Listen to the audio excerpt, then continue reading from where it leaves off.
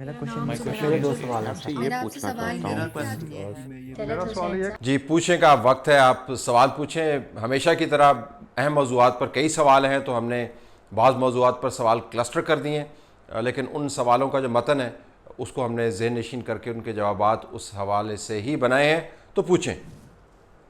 میرا نام بیرسٹر مقبول ہے، لندن سے ویڈیو بنا رہا ہوں۔ سر آج سوشل میڈیا پہ ایک لیٹسٹ ٹرینڈ چل رہا ہے ہیش ٹیگ سلیکٹڈ کے نام سے، جو کہ کرنٹ گورنمنٹ اور پرائم منسٹر کی طرف پوائنٹ کیا جا رہا ہے۔ سر جو اپوزیشن پارٹی جو مین ڈیفنس دیتی ہیں وہ یہ ہے کہ ہم حکومت نہیں گرانا چاہتے کیونکہ اس سے ڈیموکریسی کو نقصان ہوگا، but at the same time وہ سلیکٹڈ کا ورڈ بھی یوز کر رہے ہیں، سوشل میڈیا پہ کافی زیادہ ایکٹیو ہے، اور یہاں تک کہ ہمارے ڈپٹی اسپیکر صاحب کو اتنا برا لگا کہ انہوں نے کہا کہ یہ ورڈ دوبارہ استعمال نہیں ہوگا۔ کچھ بھی ریزن ہو سکتی ہے اس کی، but the point is sir of the prime minister is actually selected اور the government is actually selected, so there is no democracy in the first place, تو پھر کیوں حکومت نہیں گرائی جا رہی؟ یا پھر یہ ہو سکتا ہے اس کے پیچھے کوئی ڈبل میننگ ہو؟ تو سر کائنڈلی تھوڑا بتائیے گا اس پہ، تھینک یو۔ دیکھیں، ایک تو کنفیوژن ہے کہ پارلیمانی نظام کے اندر حکومت کا گرنا کیا جمہوریت کا گرنا؟ بالکل نہیں۔ حکومتیں تبدیل ہوتی رہتی ہیں، پارلیمانی نظام قائم رہتا ہے، انہی انتخابات کی بنیاد کے اوپر آپ نئی حکومت بنا سکتے ہیں، تو حکومت کا گرنا جمہوریت کو خطرے میں ڈالنے کے مترادف بالکل بھی نہیں ہے۔ لیکن کیا آپ حکومت گرانے کی عددی طور پر پوزیشن میں ہیں؟ نمبر 1 سوال۔ نمبر 2 سوال یہ ہے کہ کیا اس عددی پوزیشن کو استعمال کر کے آپ حکومت کو گرانا چاہتے ہیں؟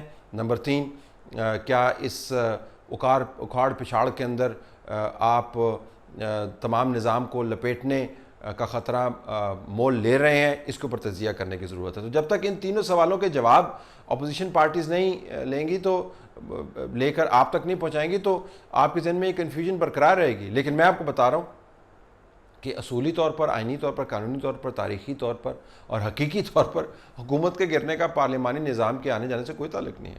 حکومت گر سکتی ہے، اسی پارلیمنٹ کے اندر سے نئی حکومت آ سکتی ہے۔ حضرت حسین صاحب، میں نے کچھ مہینے پہلے BBC کے ایک خبر میں پڑھا تھا کہ پاکستان کی جوڈیشری اور آرمی احتساب سے بالاتر ہے۔ کیا پوری دنیا میں ایسا ہے کہ فوج اور جوڈیشری کی احتساب نہیں کیا جا سکتا، یا پھر ہمارے مملکتی خداداد میں ہی مقدس گائے پائے جاتے ہیں؟ برائے مہربانی اس پر رہنمائی فرمائے۔ میرے پہلے 2 سوالوں کو تو آپ نے جواب نہیں دیا تھا، لیکن پلیز اس پر رہنمائی فرمائیں۔ معذرت چاہتا ہوں اگر آپ کے جواب نہیں ملے، بہت سارے دوستوں کو یہ شکایت ہے، میں اس سوال کے جواب کے توسط ان سے معذرت کا طلبگار ہوں۔ وقت محدود ہوتا ہے، میں سارے سوال نہیں لے سکتا۔ کوشش یہ ہوتی ہے کہ جو تھیم آپ نے سوال کے اندر اٹھایا اس کو میں جواب کی صورت میں کم از کم اس کو ایڈریس کر دوں۔ تو آپ کے ساتھ معذرت، اور ان تمام دوسروں کے ساتھ معذرت جن کے سوال جو ہیں ہم نہیں لے پاتے، لیکن جواب کے اندر ان کو مطمئن کرنے کی کوشش ضرور کرتے ہیں۔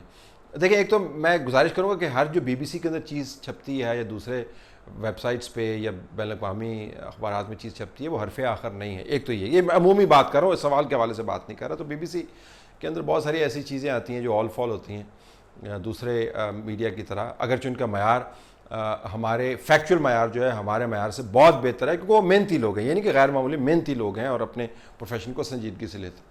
اب آپ آج یہ احتساب کا عمل ہے، اگر آپ ادارے کی حد تک دیکھیں، سپریم جوڈیشل کونسل کے اندر اگر آپ عدالت کے احتساب کی بات کریں تو کیسز لگے ہوئے، سٹنگ ججز ہیں ان کے خلاف کیسز لگے ہوئے ہیں اور ہیئرنگ ہو رہی ہے۔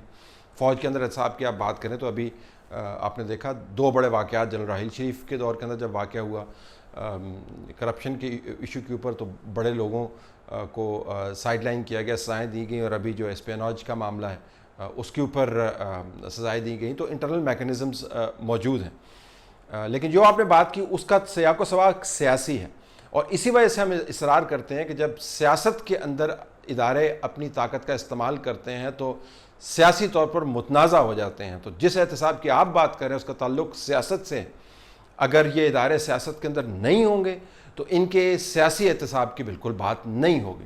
لیکن چونکہ سیاست کے اندر یہ پائے جاتے رہے ہیں اور تصور یہ گہرا ہے کہ وہ تاریخ تبدیل نہیں ہوئی، تو اس وجہ سے اس احتساب کی بات ہوتی ہے جس کا آپ نے ذکر کیا۔ تو جب سیاست سے نکل جائیں گے تب احتساب کی باتیں نہیں ہوں گی، صرف ادارے کے اپنے احتساب کے میکنزم کی بات ہوگی جو یقیناً موجود ہے۔